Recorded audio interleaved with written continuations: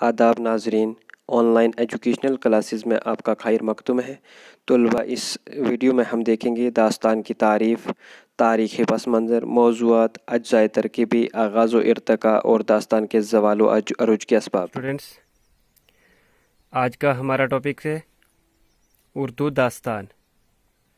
کل ہم نے بنیادی معلومات حاصل کی، جہاں سے کسی مشکل کا سامنا کیا ہو آپ نے ضرور پوچھیں۔ داستان، سب سے پہلے دیکھیں گے داستان ہوتا کیا ہے، اس کی تعریف کیا ہے۔ داستان افسانوی ادب کی قدیم ترین صنف ہے۔ غور کرنے کی بات ہے، قدیم ترین صنف کیوں کہا جاتا ہے اس کو؟ کہ سب سے پرانی ہے، سب سے پہلی اگر کوئی صنف ہے اردو ادب میں وجود میں آئی ہے تو وہ داستان ہے۔ افسانوی ادب کیوں کہتے ہیں اس کو؟ افسانہ آپ کو پتہ ہے سٹوری کو، کہانی کو کہا جاتا ہے، تو اس لیے افسانوی ادب وہ ہوا وہ ذخیرہ جس میں کہانیاں قصے شامل ہوں۔ تو یہ قصے کہانیوں کا جو ادب ہے اس میں سب سے پہلا جو ہمارے پاس پہلی صنف آتی ہے وہ ہے کیا؟ داستان۔ داستان کی روایت چھوٹی چھوٹی حکایتوں اور روایتوں سے جڑی ہوئی ہے۔ اب داستان بنتی کیسے ہے؟ جو چھوٹے چھوٹے قصے کہانیاں ہوتی ہیں، واقعات ہوتے ہیں، ان کو ملا کر داستان بنائی جاتی ہے۔ داستان کے لغوی معنی قصہ، کہانی اور کتھا کے ہیں۔ یعنی داستان کے اگر ڈکشنری میں میننگ دیکھیں گے تو وہ قصہ ہوگا، کہانی یا کتھا۔ کہانی کی طویل اور پیچیدہ صنف کو داستان کہا جاتا ہے۔ یہی جو کہانیاں، چھوٹے چھوٹے واقعات ہوتے ہیں، تو یہی جب ہم اکٹھے کر کے تھوڑا سا لمبا قصہ بنا دیتے ہیں، بڑی طویل کہانی بناتے ہیں، تو اسی کو ہم داستان کہتے ہیں۔ یعنی کہانی قصہ در قصہ ہو کر داستان بنتی ہے، یہی چھوٹے چھوٹے قصے مل کر داستان بنتی ہے۔ دراصل بنیادی طور پر داستان سننے اور سنانے کا فن ہے۔ داستانیں تحریری شکل میں آنے سے پہلے سنائی جاتی تھیں۔ یعنی ابتدائی دور میں جو قدیم زمانہ تھا اس میں اگر آپ دیکھیں گے تو ادبی ماحول تو نہیں تھا، لکھا تو نہیں جاتا تھا، تو اس وقت لوگ کیا کرتے تھے، جو اپنے ان کے واقعات ہوتے تھے، ایک دوسری ان کے ساتھ جڑی ہوئی ضروری باتیں ہوتی تھی، وہ بیٹھتے تھے جب اکیلے تو ایک دوسرے کو سنایا کرتے تھے۔ تو اسی لیے سننے اور سنانے کے فن کو کے ساتھ یہ جڑی ہوئی ہے۔ تو ابتدائی شکل جو ہے وہ ایسے ہی وجود میں آئی۔ دیکھیے، اب ہم چلتے ہیں آگے دوسرے پوائنٹ پہ، ایک ایک پوائنٹ کر کے ہم سارے پوائنٹس ڈسکس کریں گے۔ آپ نے یہ جو ہیڈنگ پوائنٹس ہیں ان کو یاد رکھنا ہے، ہائی لائٹ کر کے لکھنا ہے، انڈر لائن کرنا ہے۔ یہی چیزیں ہوتی ہیں جو آپ کی لکھائی کو، آپ کی پریزنٹیشن کو خوبصورت بناتی ہیں، اور جو خاص باتیں ہیں ان کو ضرور انڈر لائن کیجیے۔ اب ہم دیکھیں گے اردو داستان کا تاریخی پس منظر۔ تاریخی پس منظر کیا ہے اردو داستان کا، یعنی اس کے پیچھے بیک گراؤنڈ کیا ہے۔ دیکھو، داستان ایک قدیم نثری صنف ہے۔ قدیم ہو گیا، پرانی، نثری ہو گیا وہی جو نثر میں ہو، سادہ طرز پر لکھی گئی ہو، جس میں منظوم قصہ نہ ہو، یعنی نثری صنف ہے۔ قدیم زمانوں میں داستان کا رواج عام تھا۔ شہنشاہوں، راجاؤں اور نوابوں کے دربار میں داستانیں سنائی جاتی تھیں۔ اس زمانے میں درباروں میں بڑے بڑے داستان گو رکھے جاتے تھے جن کو ماہانہ تنخواہ دی جاتی تھی۔ ایسے داستان گو لمبی لمبی داستانیں قسطوں میں بیان کیا کرتے تھے۔ اسی طرح داستانوں کا آغاز درباروں سے ہوا۔ داستان کو جاگیردارانہ نظام کی پیداوار بھی کہا جاتا ہے۔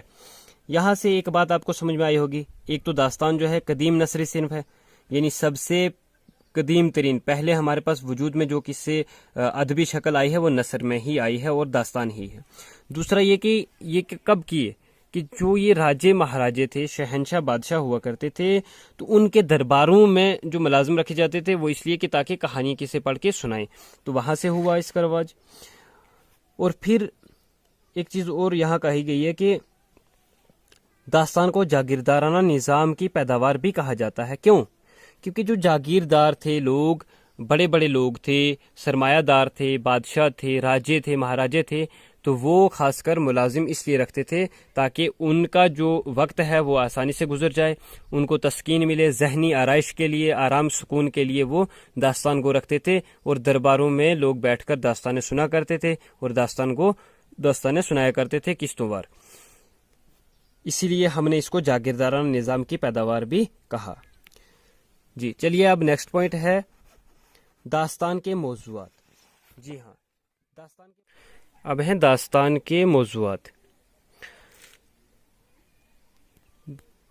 آپ یہ چیز جانتے ہیں کہ داستان کا مقصد کیا ہوتا تھا؟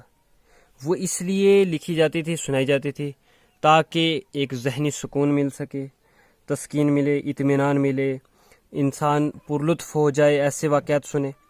تو یہی وجہ تھی کہ وقت گزارنے کے لیے داستان میں کیا کیا جاتا تھا؟ مافوق الفطری عناصر۔ مافوق الفطری عناصر کون سے ہوتے ہیں؟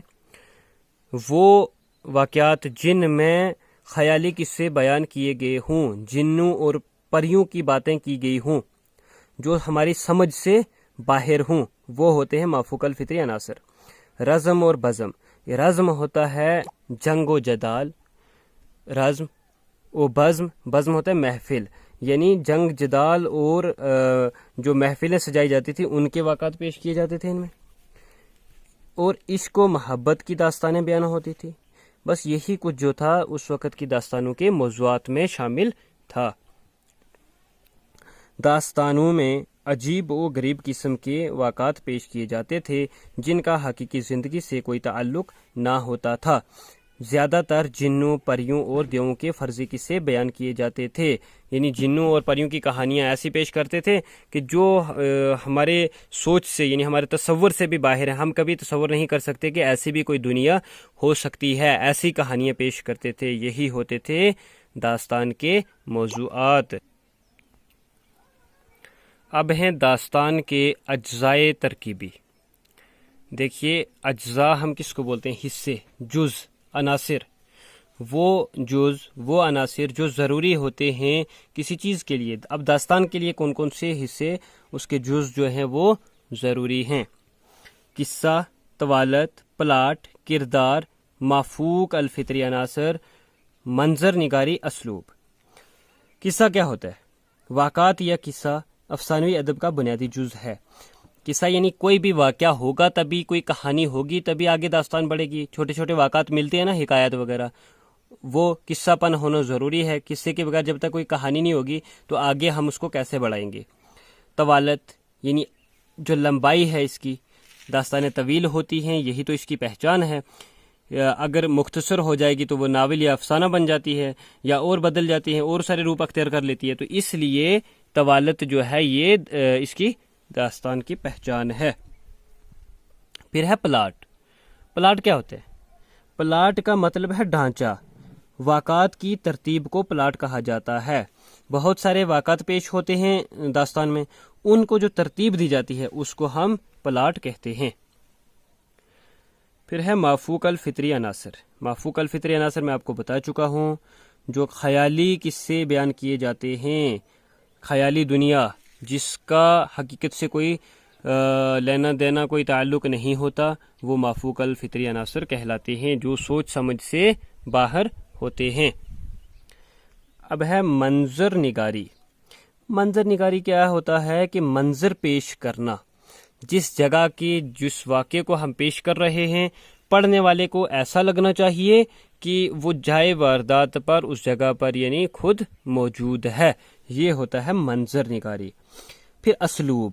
اسلوب کیا ہوتا ہے؟ کہانی کے انداز بیان کو اسلوب کہتے ہیں۔ انداز بیان کرنے کے طریقے کو ہم اسلوب کہتے ہیں، کہ کچھ آسان طریقے سے بیان ہوتی ہیں، کچھ مشکل کسی میں طریقہ ہوتا ہے، تو یہی جو طریقہ ہوتا ہے بیان کرنے کا، تو اس کو ہم اسلوب کہتے ہیں۔ اب ہم دیکھیں گے داستان کا آغاز و ارتقاء۔ آغاز بولتے ہیں ابتدا کو، جب کوئی چیز شروع ہوتی ہے۔ ارتقاء ہو گیا ترقی کرتے ہوئے، ترقی کی منزلیں طے کرتے ہوئے وہ چیز عروج پر پہنچتی ہے، بلندی پر پہنچتی ہے۔ تو اسی طرح آغاز دیکھیں گے داستان کا، اس کے لیے ہم دیکھیں گے ابتدائی دور کی داستانیں۔ ویسے تو ابتدا کہاں سے ہوئی ہے؟ جب سے یہ کسی کہانیاں سنانے کا، یعنی قدیم انسان جب وجود میں آئے، قدیم انسان نے کیا کیا ہوگا؟ غاروں سے نکل کر گھروں میں رہنا شروع کیا، پھر ایک دوسرے کو کہانیاں سنائی ہوں گی، لیکن ادبی شکل میں ہمارے پاس جو پہنچی ہیں، اس میں اردو کے حوالے سے ہم جب بات کرتے ہیں تو اردو کی سب سے پہلی داستان جو ہے، یاد رکھنا، اردو کی سب سے پہلی داستان ملا وجہی کی ہے، اس کا نام صبرس ہے، جو 1045 ہجری 1635 عیسوی اور 1045 ہجری میں یہ لکھی گئی ہے۔ عبداللہ قطب شاہ جو دکن کا اس وقت بادشاہ تھا، اس کی فرمائش پر لکھی ہے اس نے دکن کی پہلی، یعنی اردو ادب کی بھی اگر کہا جائے تو سب سے پہلی جو نثری کتاب ہے ہمارے پاس وہ صبرس ہے۔ اور شمالی ہند کی پہلی داستان تحسین کی ہے، قصہ مہر افروز و دلبر، یاد رکھنا۔ اسی طرح مہر چند کھتری کی قصہ نو آئین ہندی، عجائب القصص، شاہ عالم کی لکھی ہوئی ہے، یہ شاہ عالم ثانی نے لکھی ہے، اور سید حسین شاہ کی جذب عشق وغیرہ ابتدائی دور کی داستانوں میں شامل ہیں۔ یہی داستانیں ہیں جنہوں نے ابتدا کی اور بعد میں دھیرے دھیرے اس صنف میں عروج آتا گیا۔ فورٹ ولیم کالج کی داستانیں۔ داستان کے آغاز و ارتقاء میں، اور خاص کر میں کہوں گا کہ اردو ادب کے فروغ میں فورٹ ولیم کالج کو کافی اہمیت ہے، کیونکہ فورٹ ولیم کالج کے زیر اثر بہت ساری خدمات انجام دی گئی ہیں جنہوں نے اردو زبان کو کافی فروغ دیا ہے۔ فورٹ ولیم کالج جو ہے 1800 عیسوی میں فورٹ ولیم کالج کا قیام عمل میں لایا گیا۔ اس کا مقصد کیا تھا؟ کہ انگریز جو آفیسر تھے ان کو ہندوستانی زبانیں سکھائی جائیں، تو ان کو سکھانے کے مقصد سے اس اردو زبان میں خاص کر کافی ترقی ہوئی۔ کالج کے زیر اثر بہت سارا تصنیف و تالیف کا کام ہوا، یعنی تصنیف ہو گیا لکھنے کا اور ترجمے کا کام ہوا۔ اس کالج کے جو بہت ساری کتابیں لکھی گئی ہیں، لیکن جو سب سے مشہور کتاب ہے اور قابل قبول ہے وہ میر امن کی باغ و بہار ہے، جو قصہ چار درویش کا اردو ترجمہ ہے۔ وہاں فورٹ ولیم کالج میں ایک اردو شعبہ قائم ہوا تھا، جس کے پرنسپل جو تھے وہ ڈاکٹر جان گلکرسٹ تھے۔ انہوں نے میر امن سے فرمائش کی تھی کہ وہ ایک ایسی کتاب لکھیں وہ جو خالص ہندوستانی ہو، اور چار درویش کا ترجمہ کرنے کی گزارش کی تھی۔ ان کی فرمائش پر یہ ترجمہ کیا ہوا ہے، اور سب سے مقبول ترین کتاب ہے، 1803 عیسوی میں شائع ہوئی ہے یہ۔ اس کے بعد اس کے علاوہ حیدر بخش حیدری کی آرائش محفل اور نہال چند لاہوری کی مذہب عشق بھی قابل ذکر کتابیں ہیں، یہ بھی اس دور کی کافی مشہور داستانوں میں شامل ہیں۔ فورٹ ولیم کالج سے باہر کی داستانیں، یعنی کچھ تو ابتدائی دور میں لکھی گئی ہیں، کچھ فورٹ ولیم کالج کے زیر اثر، اور اس کے علاوہ بھی جو لکھی گئی ہیں ان میں دیکھیے کالج کے باہر لکھی جانے والی داستانوں میں انشاء اللہ خان انشا کی سلک گوہر، رانی کیتکی کی کہانی، رجب علی بیگ سرور کی فسانہ عجائب، میر محمد تقی خیال کی بوستان خیال وغیرہ داستانوں میں نے اردو ادب کو اہم فروغ دیا ہے۔ یہاں دیکھیے جو انشاء اللہ خان انشا کی سلک گوہر ہے، یہ ایک ایسی داستان ہے، ایسی کتاب ہے کہ جس میں انہوں نے کوئی بھی نکتہ استعمال نہیں کیا، نکتے والا لفظ استعمال نہیں کیا ہوا، خالص یعنی نکتوں کے بغیر یہ کتاب لکھی گئی ہے۔ اور جو رانی کیتکی کی کہانی ہے، اس میں انہوں نے غیر ملکی الفاظ کوئی بھی شامل نہیں کیا، یعنی خالص ہندوستانی زبان میں یہ لکھی ہوئی کتاب ہے، یہ آپ نے یاد رکھنا ہے۔ اس کے علاوہ اور یہ جو میر محمد تقی خیال ہے نا، یہ میر تقی میر نہیں ہیں جو اردو کے وہ شاعر ہیں، یہ الگ دوسرے شاعر ہیں، داستان گو ہیں، ان کی بوستان خیال یہ بھی قابل ذکر داستانیں ہیں۔ اب دیکھیے داستان کے عروج اور زوال کے اسباب۔ پہلے دیکھیے عروج کیا ہوتا ہے۔ عروج کا مطلب ہو گیا بلندی، ترقی کرنا، کامیاب ہونا۔ داستان پہلے کامیاب کیسے ہوئی، کیوں ہوئی، اور پھر زوال کیوں ہوا۔ داستانیں اردو کے نثری اور منظوم ادب کی گراں قدر سرمایہ ہیں۔ نثری ہو گیا سادہ رنگ میں، اور منظوم ہو گیا جو نظم یا پوئٹری کی صورت میں ہمارے پاس موجود ہے ادب، ان کی گراں قدر بہت بڑی دولت ہے، گراں قدر سرمایہ ہے۔ کیونکہ جو منظوم کتابیں اس وقت ہمارے پاس آتی ہیں نا، مثنوی نظمیں آتی ہیں، تو یہ بھی پہلے جو ہے داستانوں کو ہی ترجمہ کر کے، یا میں یوں کہوں کہ داستانوں کو نظم کیا گیا ہے، تو اس لیے بنیاد جو ہے وہ داستان ہی ہے۔ آج بھی اردو کے جدید افسانوی ادب، یعنی جو ہمارے پاس شارٹ سٹوریز وغیرہ آتی ہیں، افسانے وغیرہ آتے ہیں، ان کی بنیاد داستانوں کو ہی مانا جاتا ہے۔ کیونکہ داستان سے ناول سے پھر افسانہ نکلا ہے، تو یہی وجہ ہے کہ بنیاد تو داستان ہی ہے۔ یہی وجہ ہے کہ داستان کو اردو ادب میں کافی اہمیت حاصل ہے۔ اسی طرح داستان جو ہے وہ پروان چڑھتی گئی۔ داستان کے زوال کی وجوہات تو بہت ساری ہیں۔ زمانے نے کروٹ بدلی، لوگوں نے خیالی دنیا سے نکل کر حقیقی دنیا کے بارے میں سوچنا شروع کیا، تو داستان کی جگہ ناول نے لے لی، کیونکہ اس میں زندگی کی عکاسی کی گئی ہے۔ اور دوسری وجہ یہ کہ اب لوگوں کے پاس اتنا وقت نہیں رہا کہ مہینوں بیٹھ کر داستانیں سنیں، اس لیے داستان کا زوال ہو گیا۔ لیکن اس کی ادبی اہمیت بھی اب بھی باقی ہے، کیونکہ داستان کے بغیر اردو ادب کی تاریخ مکمل نہیں ہو سکتی۔ آپ کے ذہن میں یہ بات آ چکی ہوگی کہ داستان کو ہم کسی بھی صورت میں فراموش نہیں کر سکتے، کیونکہ یہی بنیاد ہے پورے اردو ادب کی۔ تو سب سے پہلے جو ہے نثری کتابیں ہی وجود میں آئی ہوئی ہیں، نثری داستانیں۔ تو چلیے، زوال جو ہوا داستان کا، تو آپ جانتے ہیں کہ داستانوں کے لیے وقت چاہیے تھا، اور دوسرا یہ ہے کہ سائنس نے بھی ترقی کی، انگریز جب ہندوستان میں آئے اور زیادہ ترقی ہوئی، تبدیلیاں آئی، تو لوگوں کا ذہن جو ہے وہ اس طرف متوجہ ہو گیا۔ ڈپٹی نذیر احمد نے میرات العروس ناول لکھا، اس میں نئی چیز ملی، اس لیے داستانوں کو زوال آیا۔ تو لیکن اس کا مطلب یہ نہیں کہ داستانوں کی اہمیت ختم ہو گئی، داستانوں کی اہمیت ابھی بھی برقرار ہے، اس لیے ہم اس کو کبھی فراموش نہیں کر سکتے۔ So students please note down all these notes, اور کوئی بھی اگر کہیں پریشانی آتی ہے تو مجھ سے ڈائریکٹلی پوچھیے۔ خدا حافظ، تھینک یو۔